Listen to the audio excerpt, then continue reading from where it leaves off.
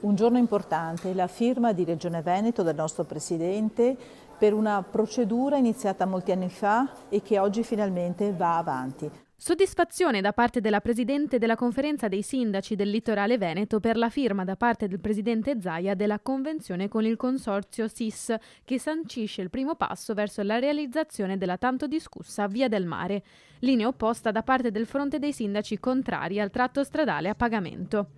Dispiace che la Regione non abbia accolto il nostro invito ad incontrarci prima della firma della Convenzione, perché le esigenze del territorio le avremmo rappresentate pienamente senza trovarci con i giochi già fatti.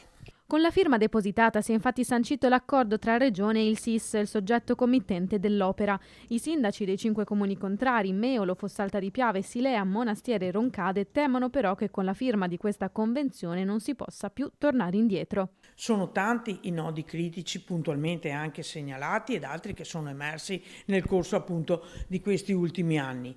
È la modalità che si è scelta che non può essere assolutamente condivisa. Non si fermerà dunque il fronte comune dei sindaci che già a inizio dicembre avevano fatto ricorso al TAR per bloccare l'opera, mentre l'assessore De Berti ha annunciato un incontro con i sindaci favorevoli. Noi staremo ovviamente a fianco di Regione Veneto, anche promuovendo un nostro intervento nella procedura che è stata impugnata, perché sosteniamo questa importante opera.